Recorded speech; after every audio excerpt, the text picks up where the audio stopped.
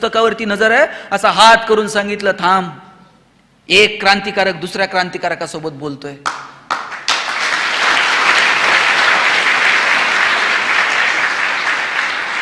पुस्तक वाचून संपवलं, खाली ठेवलं आणि हसत हसत भगतसिंग फासावरती जायला निघाले. काय म्हणायचं? कोणती परीक्षा द्यायची होती भगतसिंगांना? कोणत्या पेपरला, एक्झामला चालले होते? आता मरायचंय. पण काय काय डिवोशन आहे, काय ह्या माणसांची वैचारिकता आहे, काय या लोकांची मानसिकता आहे. आम्ही कधीतरी पोरांनो हे समजून घेतलं पाहिजे. आणि म्हणून तुमच्या हातात मोबाईल आहे ना, तुम्ही ते युट्यूबला सर्च करावं, भगतसिंग, राजगुरू, सुखदेव, काय काय पाहायचं ते ठरवा. जिजाऊंनी कमी दुःख सहन केलं का? प्रचंड दुःख सहन केलं. पण आपल्या मुलाला स्वप्न दाखवलं की राज्य निर्माण व्हायला हवं. शहाजी राजांनी आपल्या मुलाला सांगितलं स्वराज्य निर्माण व्हायला हवं. आणि म्हणून खरं तर आज तुम्ही मी स्वातंत्र्यात आहोत, आज तुम्ही मी एवढं छान आयुष्य जगू शकतो. आणि मग आज जर आपण स्वातंत्र्यात जन्माला आलो आहोत तर त्या स्वातंत्र्याचा आनंद घेऊयात. तो आनंद घेत असताना त्याच्यातली सात्विकता कुठे मागे राहणार नाही ना, मला वाटतं याची काळजी आपण सगळ्यांनी घेतली पाहिजे. पोरींनो, मला सांगा, तुमचे आई वडील किती करतात हो तुमच्यासाठी? सकाळी निघालात, आई टिफिन करून देते आईला, आणि आल्यानंतर घरी आल्याबरोबर आई विचारते, जेवली का? डबा कुठे आहे? संपवला का नाही? बापाचे किती अपेक्षा आहेत पोरांना तुमच्याकडनं. आता तुम्ही 18-20 वर्षांचे झालात, बापाच्या खांद्याला तुमचा खांदा लागायला लागला, बापाची चप्पल तुमच्या पायात यायला लागली. आता बापाला तुम्हाला ओरडावंसं वाटत नाही. आता बाप तुमच्यावरती हात उघडत नाही. बापाला कळतं आपली चप्पल आता पोराला यायला लागली, पोरगा मोठा झालाय. पण बापाची काय अपेक्षा माहिती आहे? बापाची अपेक्षा आहे की पोरानं काहीतरी चांगलं करावं. आता माझं संसारातलं ओझं थोडंसं हलकं करावं. माझ्या बरोबरीनं 2 पावलं आता माझ्या पोराला चालता यायला पाहिजे. नवे माझ्या पुढं 2 पावलं माझ्या पोरानं आता चाललं पाहिजे. एवढी अपेक्षा तुमच्या वडिलांची तुमच्याकडनं आहे. आणि तुमच्या आई वडील जर तुमच्याकडनं ही अपेक्षा ठेवत असतील की आमच्या पोरापोरींनी मोठं काहीतरी करावं, ही अपेक्षा चुकीची का बाळांनो? काय स्वप्न आहेत तुमच्या आई वडिलांचे तुमच्याकडनं? अरे पोरीवर तर बापाचं एवढं प्रेम असतंय, बाप स्वतःला सायकल घेत नाही पण पोरीला गाडी घेऊन देते, 2 व्हीलर कॉलेजला जायला. पास काढून देतो बसचा, बाई बस न जात जा, एवढ्या लांब पायी जाऊ नको. बाप स्वतः फाटलेली चप्पल घालेल पण तुम्हाला शूज घेऊन देईल कॉलेजला जायला. 1-1 रुपया बाजूला टाकतो तुमच्या फी साठी, तुमच्या शिक्षणासाठी. अरे जन्माला आली ना पोरगी, त्या दिवसापासून बाप तिच्या लग्नाचा विचार करत असतो. तिच्या लग्नासाठी थोडे थोडे पैसे काढून ठेवतो. त्याची ऐपत नसते खूप खर्च करायची, पण लग्न जमलं ना मित्रांना सांगतो, कल्याण झालं हो पुरीचं, चांगलं स्थळ मिळालं. पुरीच्या लग्नात तर बाप असा तुरा काढून मिरवत असतो, फेटा बिटा घालून. कन्यादान झालं ना, मग त्या जावायच्या हातात हात देतो आणि सांगतो, तळ हाताच्या फोडाप्रमाणे जपली, सांभाळून घ्या. दिवसभर त्याच्या डोळ्यात अश्रूचा एक थेंब येत नाही. पण पुरीची गाडी एकदा निघून गेली ना, मग खांबाच्या पलीकडे जाऊन एकटाच रडतो तो बाप असतो. किती प्रेम करावं तुमच्यावरती बापाने. आणि उद्या जर तुम्ही कलेक्टर झालात, लाल दिव्याच्या गाडीत बसून आलो, आम्ही सगळेजण तुमच्या स्वागताला बाहेर उभे राहू. आम्ही सांगू, ताई तुम्ही इथे इथे शिकायला होतात, ह्या शाळेत होतात, कॉलेजला होतात, आणि हा प्रसंग पाहिला, तुमची आई तुमचे वडील जर तुमच्या समोर असतील, काय तुमच्या आईच्या चेहऱ्यावर आनंद असेल. उद्या तुम्ही मोठे इंडस्ट्रियलिस्ट झालात, व्यावसायिक झालात, काय तुमच्या बापाला रुबाब वाटेल. आणि हे सगळं स्वप्न पूर्ण करायला तुम्हाला काय करायचंय मला सांगा? इकडचा डोंगर उचलून तिकडे ठेवायचा? फक्त आयुष्यातली पुढची जी 5-10 वर्ष आहेत ती प्रामाणिकपणे कष्ट करायचे. मी परवा सांबरे साहेबांच्या घरी गेलो होतो. घराच्या शेजारी एक लायब्ररी आहे. मी वरती त्या लायब्ररीमध्ये गेलो. तिथं मुलं अभ्यास करत होती. सकाळी 9ची वेळ होती. मी विचारलं, किती वाजता आलात तुम्ही? म्हणे 7 वाजता आलो. किती वेळ अभ्यास करता? म्हणे करतो संध्याकाळी 6-7 वाजेपर्यंत आम्ही ते थांबतो, मधली जेवणाची वगैरे सुट्टीत थोडंसं जाऊन येतो. मग मी परेशजींना विचारलं, ह्या लायब्ररीचं काय आहे, रिझल्ट काय आहेत? ते मला सांगत होते की आमचा एक मुलगा आत्ता IPS झाला. तमिळनाडूला, मला वाटतं माने नावाचा मुलगा, स्वप्नील माने, तमिळनाडूला त्याला आता पोस्टिंग मिळाले. मी म्हणतो, सांबरे साहेबांनी एखादी लायब्ररी सुरू करणं आणि त्यातून एक मुलगा IPS होणं, याच्यापेक्षा काय अपेक्षित असतं आणखी?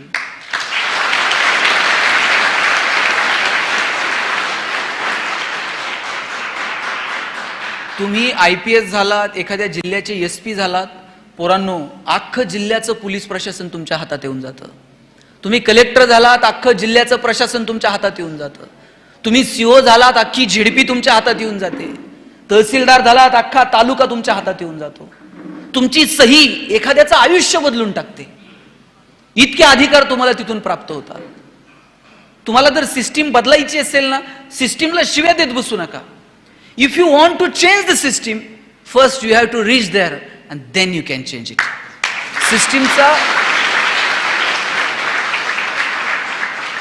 तुम्ही सिस्टीमचा भाग बना आणि त्याच्यासाठी मनापासून अभ्यास करा. आणि मला हेवा वाटतो, मी सांबरे साहेब तुम्हाला मनापासून धन्यवाद देतो की ह्या एका माणसाला असं वाटलं की अरे बरं त्यांचा उद्योग व्यवसाय सगळंच व्यवस्थित चाललंय की नाही, पण त्यांना असं वाटलं की अरे आपण या इथल्या पोरापोरींसाठी काहीतरी केलं पाहिजे. आपण पण सर्वसामान्य कुटुंबातून आलो, आपल्यालाही कुणीतरी दिशा दाखवली असेल, त्या दिशेतून आपल्याला हा मार्ग सापडला असेल. इथून एखादा जरी पोराला असं वाटलं की नाही मी हे करेल माझ्या आयुष्यात, तरी सुद्धा मला वाटतं हे खूप मोठं या कार्यक्रमाचं यश असेल.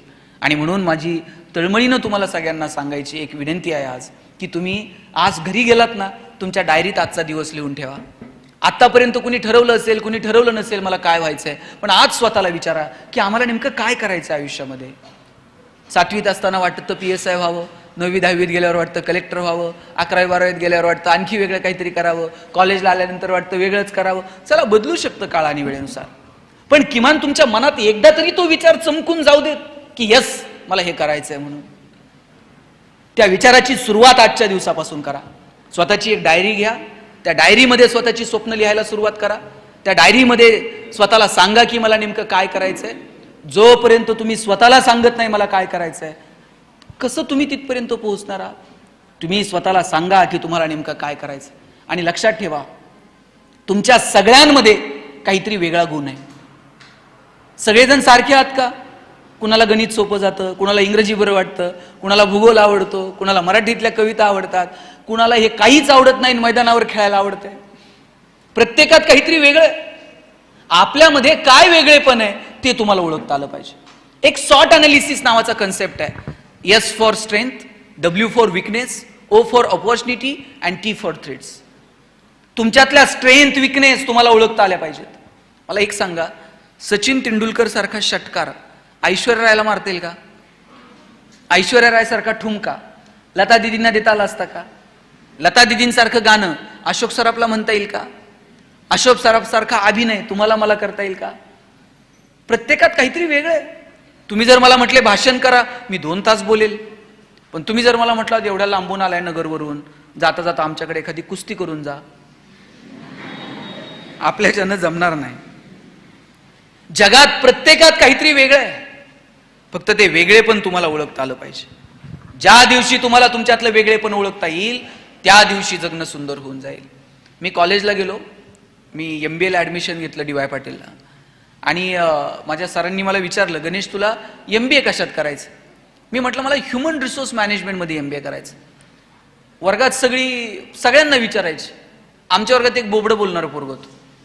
त्याला विचारलं तुला MBA कशात करायचंय रे? तो म्हटला सल मला मार्केटिंगमध्ये MBA करायचंय. म्हटलं त्याला र बोलता यायचं नाही. सर म्हटले तुला नीट र बोलता आहे ना, तू मार्केटिंगमध्ये काय MBA करणार? तुझं बॅकग्राऊंड कॉमर्स आहे, तू फायनान्समध्ये MBA कर. पोरग वर्गात उठून उभं राहिला, म्हणला सल कलनाल तर मार्केटिंगमध्ये MBA कलनाल नाही तर शिकणार नाही. म्हटलं सर म्हटले तुला काय करायचं ते कर, आपण परीक्षा घेऊ, कुणामध्ये मार्केटिंगचं टॅलेंट आहे ते शोधू, त्यानं मार्केटिंगमध्ये MBA करावं. म्हटलं काय परीक्षा आहे? ते म्हटले आम्हाला सगळ्यांना 100 रामायणाच्या प्रती दिल्या आणि सांगितलं या रामायणाच्या प्रती बाजारात जाऊन विकून यायच्या. ज्याच्या सगळ्यात जास्त प्रती विकल्या जातील आपण समजूयात याच्यामध्ये मार्केटिंगचं टॅलेंट आहे, त्यानं मार्केटिंगमध्ये MBA करावं. आम्हाला वाटलं आम्ही बोलणारी पोर आहोत. 100 रामायणाच्या प्रती तर परेशजींना म्हणलं चला एवढी घेऊन टाका तुमच्या संस्थेला. 100 प्रती विकायला काय लागतंय म्हटलं. आशा विकून येऊ बाजारात जाऊन. 8 दिवस बाजारात फिरलो. 9व्या दिवशी वर्गात आलो. सरांनी विचारलं गणेश 100 पैकी किती प्रती गेल्या? म्हणलं 4. राहुल 8, संतोष 10. मार्क मिळवणारी पोरं पण 20 पेक्षा जास्त प्रती कुणाच्याच गेल्या नाही. बोबडं बोलणारं पोरग मागच्या बाकावर बसायचं. त्याला विचारलं तुझ्या किती गेल्या रे? म्हणला सल 100च्या 100 प्रति विकून आलो. म्हटला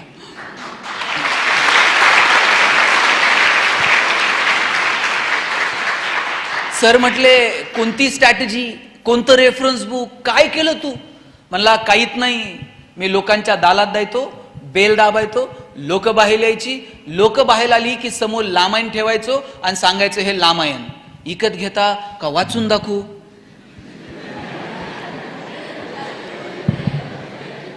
लोक म्हणायची वाचून नको दाखवू, तुझं रामायण विकत घेतो. बोबडं बोलणं विकनेस आहे का स्ट्रेंथ आहे? दाबून ठेवला असता तर स्ट्रेंथ ठरला असता का? नाही. आमच्या प्रत्येकात काहीतरी वेगळेपण आहे, फक्त ते वेगळेपण आम्हाला ओळखता आलं पाहिजे. ज्या दिवशी पोरांनो तुम्हाला तुमच्यातलं वेगळेपण सापडेल त्या दिवशी तुमचं जगणं सुंदर होऊन जाईल. शोधा तुमच्यामध्ये काय चांगलं आहे. कुठलीही गोष्ट, आपलं आयुष्य मुळात क्षणभंगूर आहे. आपल्याला माहित आहे का हो? मला सांगा, आपल्याकडे किती प्रॉपर्टी आहे हे सगळ्यांना माहित आहे, बरोबर? पण आपल्याकडे किती वेळ शिल्लक आहे हे कुणाला माहित आहे का? जन्माला येण्याचे संकेत 9 महिने आधी मिळतात, पण आपण जाणार आहोत याचे संकेत 9 मिनिट पण आधी मिळत नाही. आपल्याला जर 9 महिने आधी पत्र आलं, हां तुमचं आटपलंय आता हिशोब करून घ्या, काय अवस्था होईल माणसाची? पण नाही, ते संकेत मिळत नाहीत. 130-135 कोटी लोकसंख्या आहे भारताची. हजारो लोक रोज जन्माला येतात आणि मरतात, त्यांच्या नावाची नोंद सुद्धा इतिहास ठेवत नाही.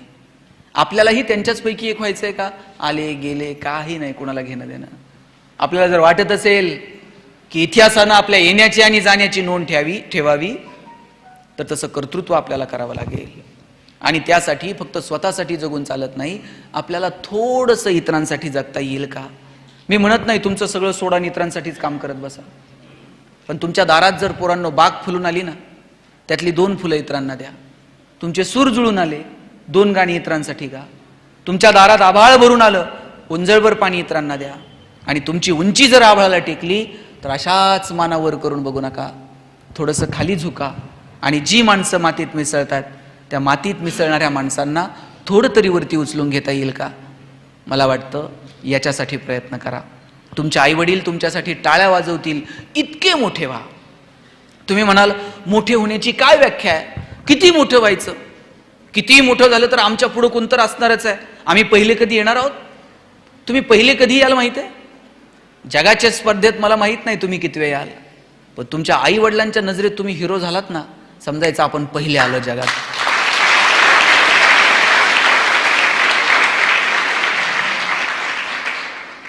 विठ्ठल लहाने नाव ऐकलंय?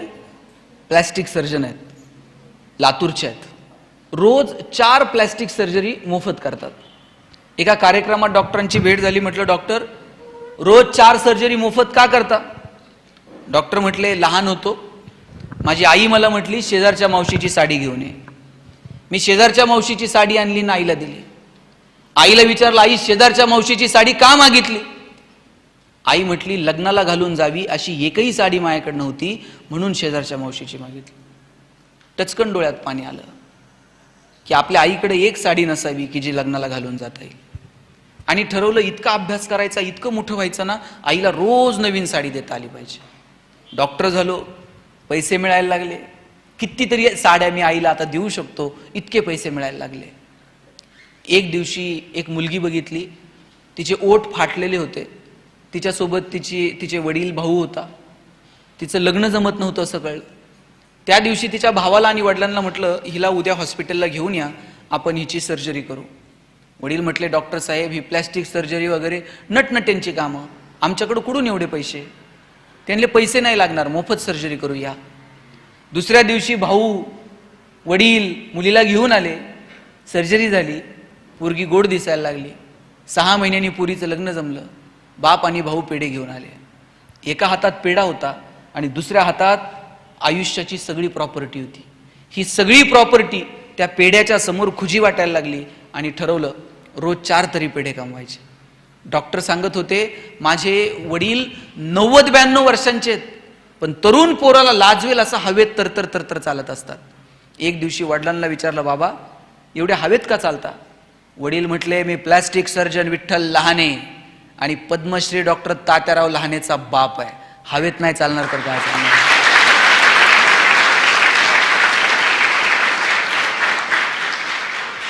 आपल्या बापाला आपल्याकडे बघून हवेत चालावं वाटलं पाहिजे. अरे वा, काय पुरीनं कर्तृत्व केलं, काय माझा पोरगा जन्माला आला. मला वाटतं हे आपल्या आईवडिलांना सांगता आलं पाहिजे. आणि याच्यासाठी म्हणून प्रामाणिकपणे अभ्यास करा. मी सांबरे साहेबांच्या हॉस्पिटलला भेट दिली. कितीतरी सर्जरी तिथे मोफत होतात, कितीतरी ग्रामीण भागातून लोक तिथे येतात, कितीतरी लोकांवरती तिथे उपचार केला जातो. मला वाटतं हे साहेब, या पवित्र व्यासपीठावरून मी आपल्याला सांगतो, निसर्गाचा नियम आहे, तुम्ही एक दाणा पेरला तर त्याचे 1000 दाणे उगवतात. तुम्ही जेवढं समाजाला द्याल ना, त्याच्या कितीतरी पटीनं हा समाज भरभरून तुम्हाला परत करेल. निसर्ग कुणाचंही उसनं ठेवत नाही. म्हणून तुम्ही ज्या या लेकरांसाठी करताय, शाळा कॉलेजांसाठी करताय, त्या दिवशी गप्पा मारता मारता मी सहज त्यांच्याशी बोलत होतो. ते म्हटले की मी इथं शाळा सुरू करण्यापाठीमागचा उद्देशच हा होता, का बरं आपल्या ग्रामीण भागातल्या आदिवासी पाड्यातल्या पोरांना चांगलं एज्युकेशन मिळू नये, का क्वालिटी एज्युकेशन त्यांना मिळू नये. मोठमोठ्या शाळांमध्ये 60-65 हजार, अहो त्यांची 65 हजार 70 हजार वर्षाचं इन्कम नाही, आणि 60-65 हजार रुपये ते उत्पन्न शाळेत फी कशी भरू शकतील. आणि म्हणून ही लेकरं सुद्धा शिकली पाहिजेत. या पोरांना सुद्धा माणूस म्हणून घडण्याचा, मोठं होण्याचा अधिकार नाही आहे का. ग्रामीण भागातली पोरं, ग्रामीण भागातली माणसं फार हळवी आहेत. पोरांनो, तुम्ही लक्षात ठेवा, कितीही मोठे झालात ना, मी तुम्हाला एक किस्सा सांगून थांबतो, जास्त वेळ तुमचा घेत नाही. तुम्हाला काहीतरी समाजासाठी करता आलं पाहिजे. तुम्ही IAS झालात ना, 10 पोरांना सांगा कसा अभ्यास करायचा, त्यातलं एक पोरग जरी झालं तरी तुम्ही समाजासाठी काहीतरी करू शकलात. प्रत्येक वेळेस समाजाला द्यायला पैसेच लागतात असं नाही. कधी ज्ञान द्या, कधी मदत द्या, कधी मार्ग दाखवा, कधी कुणासाठी तरी कष्ट करा, पण काहीतरी समाजाला आपण देणं लागतो, ही भावना कायम आपल्या मनात असली पाहिजे. मी माझ्या वडिलांना विचारलं होतं, म्हटलं आप्पा जगणं कशानं सुंदर होतं, असले काय टॅबलेट बिबलेट काय आहे का. त्याने अशी एकही टॅबलेट मेडिकलमध्ये नाही की जिनं जगणं सुंदर होईल, किंवा कुठल्याही दुकानात तुझं जगणं सुंदर करण्याचे कॉस्मेटिक प्रोडक्ट्स तुला मिळणार नाहीत. म्हटलं मग कशानं जगणं सुंदर होतं. ते म्हटले तुला एक गंमत सांगतो. मला म्हटले तू एक यादी कर, ज्या लोकांनी तुला आतापर्यंत तुझ्या आयुष्यात मदत केली. मी यादी करायला घेतली. शाळेत असताना या मित्राच्या गाडीवर बसून सायकलवर बसून शाळेत जायचो. कॉलेजला आल्यानंतर या मित्राच्या वडिलांनी मला फीला मदत केली. पुण्यात शिकायला आल्यानंतर याच्या रूममध्ये राहायचो. अशी मी 100-150 लोकांची यादी केली. म्हणलं या लोकांनी मला मदत केली आजपर्यंत. वडील म्हणले अरे वा, ती माणसं तुला अजून आठवतात की ज्यांनी तुला मदत केली आहे, याचा मला हेवा वाटतो. म्हणले आता दुसरी यादी कर. म्हणलं दुसरी यादी काय. म्हणले तू आतापर्यंत किती लोकांना मदत केली त्याची एक यादी कर. मग मी ती यादी तयार करायला घेतली. आठवून मला आठवत नव्हतं मी कुणाला मदत केली. 5-6 इकडची तिकडची नावं लिहिली. म्हटलं या 5-6 लोकांना मी पण आयुष्यात मदत केली. वडील म्हटले ज्या दिवशी तुझी दुसरी यादी पहिल्या यादीपेक्षा मोठी होईल ना, त्या दिवशी आपोआप तुझं जगणं सुंदर होईल.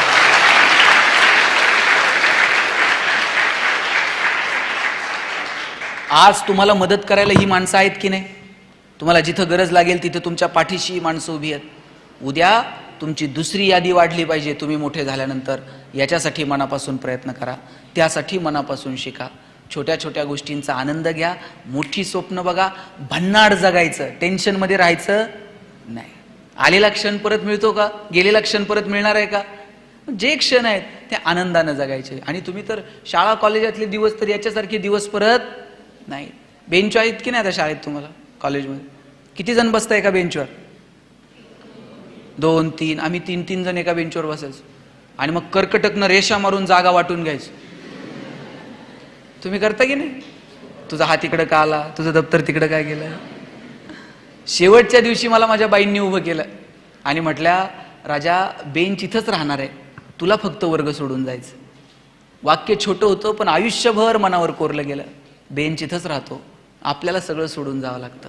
माईक चांगला आहे, मला घरी घेऊन जाता येईल का. नाही म्हणते ते, घरी घेऊन नाही. आत्ता मी बोलतोय, उद्या या माईकवर दुसरं कुणीतरी बोलेल, परवा तिसरं कुणीतरी बोलेल. तुम्ही ज्या खुर्च्यांवर बसलाय त्या अजून 5 मिनिटं तुमच्या, 5 मिनिटानंतर कुणीतरी ते भरून गाडीत टाकून घेऊन जाईल. उद्या दुसरं कुणीतरी त्या खुर्च्यांवर बसेल. आपण कुणीच मालक नाही होत, लक्षात घ्या. आपण सगळे विश्वस्त आहोत, ट्रस्टी आहोत. सांभाळायचं, पुढच्या कोणाच्या तरी हातात द्यायचं आणि निघून जायचं. आपण कुणीही मालक नाही होत. म्हणून पुढच्या लोकांना त्याचा आनंद वाटेल असं कर्तृत्व आपल्याला निर्माण करता येईल का? मला वाटतं याच्यासाठी प्रयत्न करा. लक्षात घ्या, मानवजातीचा इतिहास नावाचं एक पुस्तक आहे, तुम्ही वाचा मुलांनो. परत भालचंद्र नेमाडेंचे हिंदू वाचा. अनेक पुस्तकं आहेत. किमयागार वाचा, अच्युत गोडबोलेंनी लिहिलेलं. चांगली पुस्तकं तुम्ही वाचली पाहिजेत. शाळेत लायब्ररी आहे ना, लायब्ररीतली अवांतर पुस्तकं आणली पाहिजेत, वाचली पाहिजेत. सिलेबसच्या थोडं पलीकडे जाऊन विचार करावं. तुम्ही फक्त सिलेबसमध्ये अडकलेले आहात, आणि ते पण मार्कांसाठी. शिवाजी महाराज 4 मार्काला, संभाजीराजे 5 मार्काला, तुकाराम महाराजांचा अभंग अवघड आहे, ऑप्शनला टाकू पोरं म्हणले. परवा तर 10वीतला एक वर्ग मला विचारत होता, सर यावर्षी मराठीच्या पेपरला ज्ञानदेव पडणार आहेत का तुकाराम पडणार आहेत? म्हटलं हे पडतील कसे ज्यांनी महाराष्ट्र उभा केला. सगळंच कसं मार्कांसाठी असेल? थोडंसं मार्कांच्या पलीकडे जाऊन आपल्याला शिकता येईल का याचा विचार करा. आयुष्यातल्या छोट्या छोट्या गोष्टींचा आनंद घ्या. आणि शिक्षक आहेत का इथे? शिक्षक कुणी आहेत का? 2-4 जणच आहेत. जे कुणी शिक्षक इथं उपस्थित आहेत त्यांना शेवटचे 2 मिनिट सांगतो. ताई, आता घरी दूधवाला येतो का नाही दूध द्यायला? आता तुम्ही पिशवीतला आणत असाल, पण पूर्वी दूधवाला यायचा दूध द्यायला, येतो ना? हां, मग दूधवाला ज्यावेळेस ते माप टाकतो त्यावेळेस तुमचं लक्ष कशाकडे असतंय? त्याच्या मापाकडं. त्यातलं त्यात तुमचं लक्ष पहिल्या मापाकडे नसतं, त्याच्यानंतर ते वरतून एक खुशीनं एक धार होतं बघा, आपलं लक्ष त्या धारेकडे असतंय. पहिलं माप तर त्याच्या बापाला ओतावं लागणार आहे पैशाच्या बदल्यात, पण नंतर ते वरतून एक फुकटची धार टाकतं, आपलं लक्ष त्याच्याकडे असतं. माझं सगळ्या शिक्षकांना सांगणं आहे, सिलेबस तुम्हाला कंप्लीट करावा लागणार आहे की नाही? परीक्षा घ्याव्या लागणार आहेत की नाही? शासनाच्या संस्थेच्या परिपत्रकानुसार काम करावं लागणार आहे की नाही? करावं लागणार आहे. पण या सगळ्याच्या पलीकडे जाऊन या लेकरांसाठी काही वेगळी धार आपण ओततो का? सिलेबसच्या पलीकडे जाऊन